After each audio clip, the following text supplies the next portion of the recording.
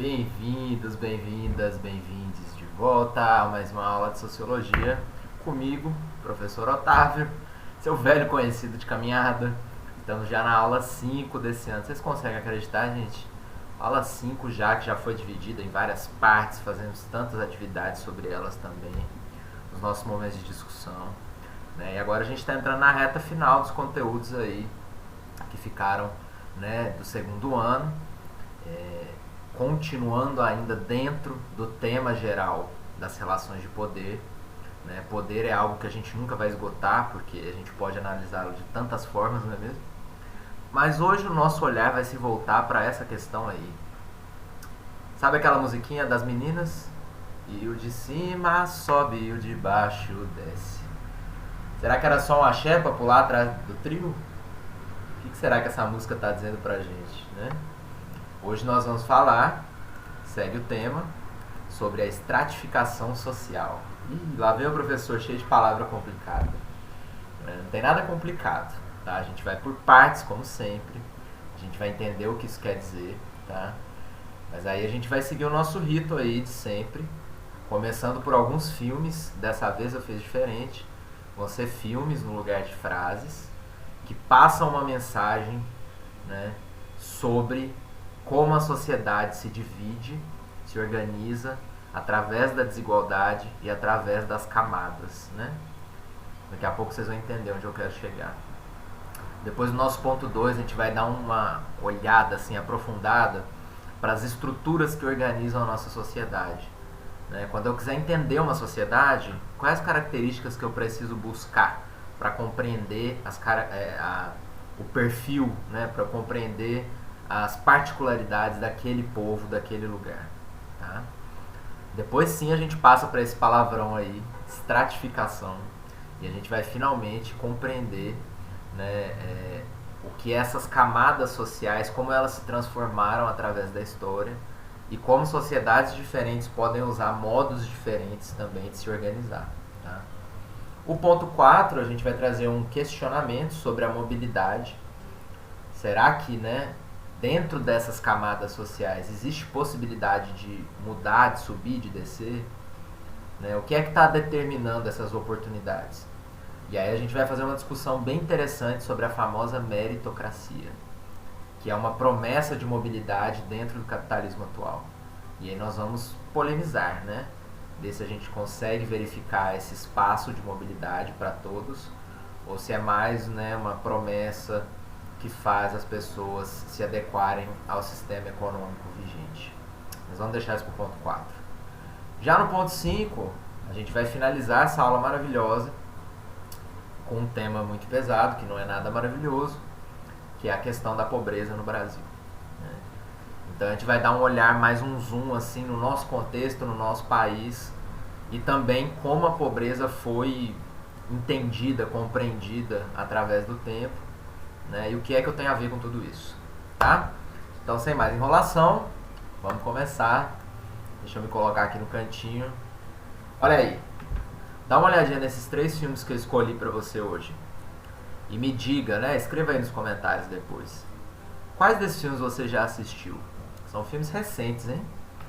Filmes aí dos últimos anos, próximos a nós, né?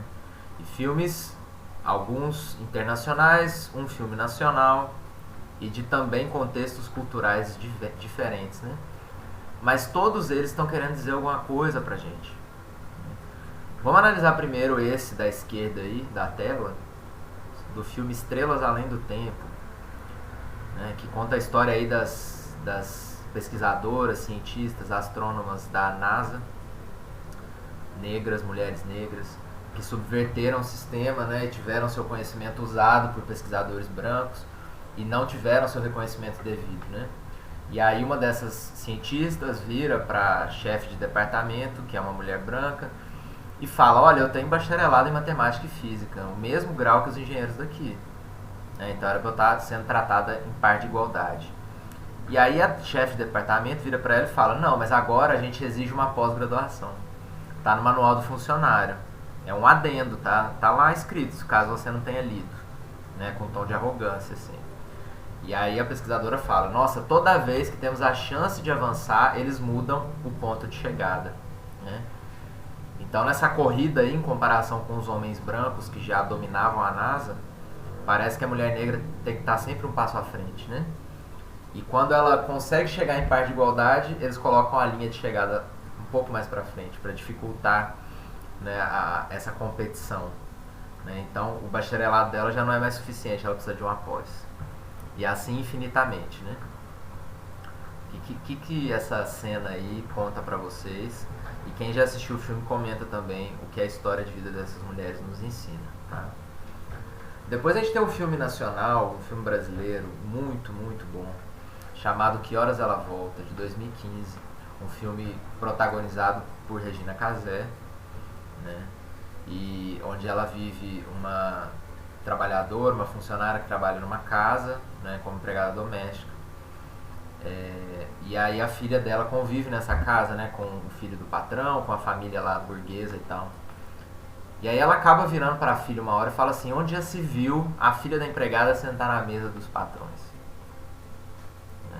A própria personagem da Regina Casé no filme já interiorizou, ela já naturalizou dentro dela que o lugar do empregado é escondido e o lugar do patrão é na mesa principal. É um absurdo pensar que a filha da empregada vai comer com o patrão, né? Então acaba que ela acaba reproduzindo uma opressão que é colocada em cima dela para a filha, né? Isso pra gente ver como a cultura é muito mais complexa. Ela não gera a opressão, mas ela reproduz uma opressão, né, na linguagem, no pensamento, por mais que ela sinta que aquilo, né, lá dentro ela poderia comer com o patrão, porque são dois seres humanos, são duas pessoas, né? Mas esse filme é muito interessante e depois essa história vai se desenvolvendo de uma forma, tem uma cena linda, né? Não vou dar spoiler aqui, mas é de chorar, viu? Esse filme é muito bom. E aí continuando essas relações de poder, né? Quem tá em cima, quem tá embaixo, quem domina, quem é dominado. O filme Parasita, ganhador do Oscar em 2019, né? Ou ele ganhou em 2020, não me lembro. Foi ano passado, não foi? Mas acho que ele foi feito em 2019. Que é um filme sul-coreano, né? A Coreia do Sul aí bombando na indústria de cinema também, querendo se expandir pro mundo todo. E aí a grande história do filme é a desigualdade de classes, né? Uma Coreia do Sul capitalista, onde os ricos são muito ricos, os pobres são muito pobres, situação de precariedade.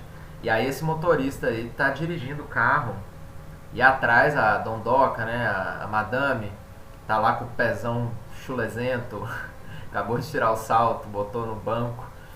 E aí ela tá conversando no celular com alguém, não me lembro quem. Ela fala, ai, hoje o céu tá tão azul, tá sem poluição, a chuva de ontem foi uma benção, né?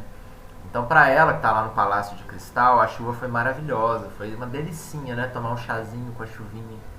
Mas pra família do motorista, que tá na cena de baixo, a chuva teve esse impacto aí, né? Uma casa construída em um bairro sem estrutura, sem esgoto, né, encanado da maneira correta, sem tratamento da prefeitura, sem investimento. E mesmo ele trabalhando, ele não tem condição de ter uma casa que não alaga toda vez que chove. Então, o que deve ser para ele escutar, né, a patroa falando que a chuva de ontem foi uma bênção, né?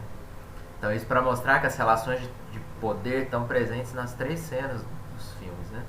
Por mais que seja um filme dos Estados Unidos, outro do Brasil, outro da Coreia do Sul. Mas são três países capitalistas, né? E cada qual desenvolveu o seu capitalismo de uma forma. Então, a gente precisa entender também as nuances do capitalismo, né? Como ele se estabelece em cada cultura e como ele vai trazendo camadas diferentes na sociedade. E aí, acharam interessante? Não esquece de comentar, hein, que eu gosto de ler o que vocês escrevem aí pra mim. Bom, e aí pra gente dar sequência, vamos colocar aqui no meio. Eu vou ensinar pra vocês uma ferramenta de análise que vocês vão usar toda vez que vocês quiserem compreender uma sociedade, né? Chegou um professor de história, chegou uma redação do Enem, chegou no ambiente de trabalho, quando eu estiver na faculdade, enfim. Eu quero compreender o Quênia, eu quero compreender a Rússia, eu quero compreender a Austrália, eu quero compreender a Índia, né? Como eu faço para compreender uma sociedade? O Brasil, a Bahia, Salvador, enfim. quando a gente está investigando um povo, uma sociedade, a gente sempre tem que buscar sempre as estruturas, né? Quando a gente fala de estruturas na sociologia, a gente está falando daqueles pilares que sustentam todo o resto, né? Então lembrem sempre da imagem de uma casa, né? O que é uma casa sem as paredes, sem as colunas, sem a pilastra? É só um telhado que vai desabar, uma janela que vai cair, uma porta que não segura, né? Então ela precisa de uma estrutura. A sociedade é a mesma coisa. Cada sociedade tem uma estrutura específica, né? E essa estrutura vai segurar toda a vida das pessoas, né? A nossa vida vai ser sustentada por essas estruturas. E aí, para facilitar a nossa análise, a gente pode dividir em 4 dimensões, né? Elas fazem parte de uma mesma estrutura, tá?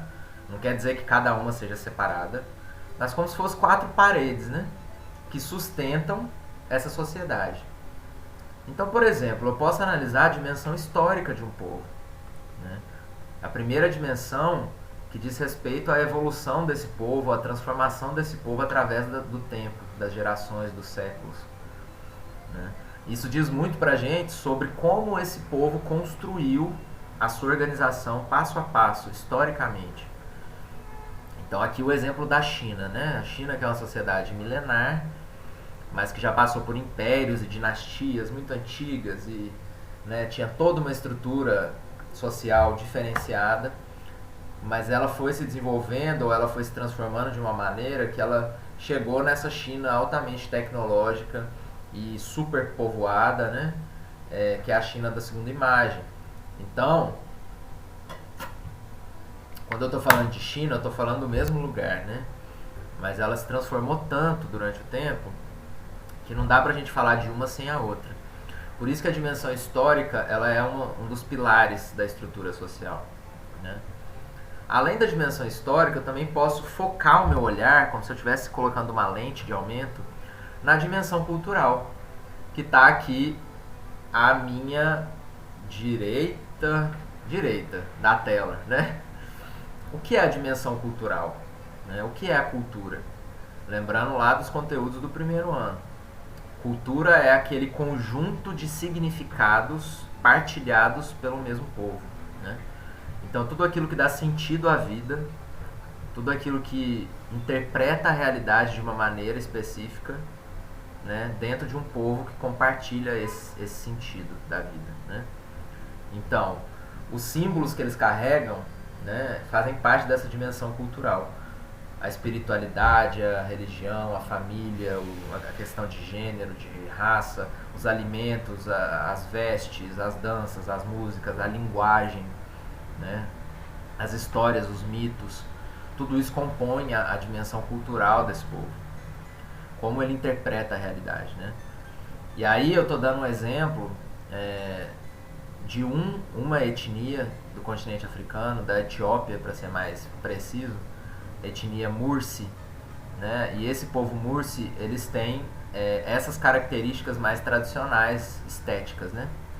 Então, os ancestrais, eles usam esses dilatadores de lábio, né, que também são muito comuns em povos indígenas, alguns povos indígenas do Brasil, que é como se fosse um alargador de orelha, mas ele alarga os lados, né? E usam essas pinturas no rosto, esses adornos na cabeça, né?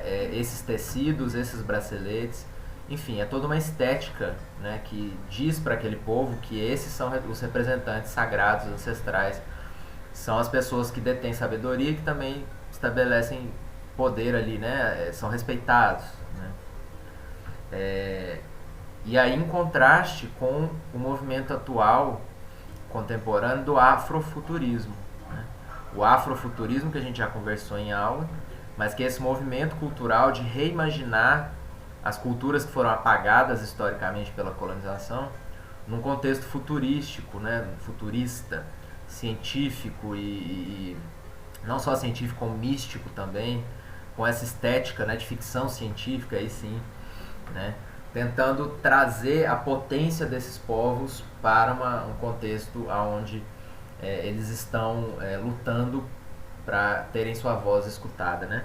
Então isso para vocês verem que a dimensão cultural também sofre transformação com o tempo e a estética dos povos mais tradicionais que existem até hoje são ressignificadas também por artistas mais jovens dentro do movimento futurista, né? Então a dimensão cultural do povo também é extremamente importante. Não tem como eu entender nenhum povo, nenhum lugar, se eu não olhar para a dimensão cultural, tá? Aqui no meu canto esquerdo, inferior, do lado de cá, existe a dimensão política. A dimensão política é a terceira dimensão que a gente precisa analisar quando eu quiser entender uma sociedade, né? Então, quando eu estou falando de política, eu estou falando do que exatamente? Comenta aí embaixo, né? Política não é só Brasília. Política não é só partido político. Política são 3 pontinhos. Quero ver se vocês ainda se lembram. É o tema que a gente discutiu desde o início do ano, né? Então a dimensão política diz respeito a como esse povo se organiza, né, em relação ao poder. Quem determina o poder, né? Quem concentra o poder nessa sociedade, quem toma as decisões, quem constrói as leis, né, quem detém as finanças, quais são as estruturas de poder que organizam os dominantes, os dominados e os dominantes, né? As classes que estão no topo da pirâmide e as que estão embaixo. Então a dimensão política ela é muito importante para a gente compreender a estrutura de um povo. No caso aqui eu dei um exemplo do STF, que é o Supremo Tribunal Federal, que é um dos 3 poderes, né? O poder judiciário no Brasil, que ele também tem o poder de guardar a Constituição. Então na Constituição a gente já viu que existe aí todo um código de leis que os brasileiros devem obedecer, né? Então dentro de uma república a gente tem essa dimensão política no Brasil. Mas política também não é só Brasília, como eu disse, né? Dentro de uma família eu também tenho uma dimensão política muito forte. E no Brasil e em muitos outros países, né, as famílias elas sempre foram formadas através do patriarcado. E o patriarcado é essa estrutura de poder que coloca as decisões, o dinheiro e toda a organização da família, inclusive geracional, o sobrenome, o casamento, com foco no homem, no pai, né? E aí, claro, gente, tá? Sem generalizar, existem pais maravilhosos, existem pais carinhosos que estão se reinventando, mas vocês têm que entender que historicamente o formato familiar ele sempre foi muito fechado no Brasil, né? Então essa figura de um pai autoritário que toma as decisões pela esposa, pela filha, pelos filhos, né? Que decide, enfim, o dinheiro da casa, é o único que pode trabalhar, a mulher tem que ficar em casa, enfim. Quando isso não é uma opção, né, para a mulher, quando ela não tem a opção de sair de casa, aí sim se torna uma opressão doméstica, né? Porque ela precisa ter a opção de ficar ou não ficar, né? E a questão dos filhos também. E aí essa imagem é muito interessante porque o bigode do pai se alonga, né, e meio que silencia e cala a mulher, e a filha cega, né, tampa a visão da filha. E embaixo os filhos, né, os meninos que vão carregar a tocha do patriarcado na família, que vão representar esse lugar do pai, eles estão tampando os ouvidos da irmã mais nova, né? Então como que vocês interpretam essa imagem aí? Eu quero que vocês deixem aí nos comentários também. Então o patriarcado é uma estrutura política também, né? Ela faz parte da dimensão política que sempre organizou a sociedade colonial e que é muito presente até os dias de hoje, que está sendo ressignificado, né, por outros formatos familiares, enfim. E por último a gente tem a dimensão econômica, né? Uma dimensão extremamente importante para a gente compreender a estrutura de uma sociedade. Quando eu falo economia, o que é que vem na sua cabeça? Escreve aí para mim, né? O que quer dizer economia? Será que é só dinheiro, né? Vocês vão ver que a palavra economia está muito ligada ao lar, né? Às riquezas da casa. Então tem a ver com essa produção e circulação dos bens e riquezas de um povo, né? Quem produz, para quem produz e quem consome, para quem se destina, né? Então, economicamente, um povo pode ser feudal, pode ser escravista, pode ser capitalista, pode ser socialista, pode ser... Enfim, tem vários modelos econômicos, né?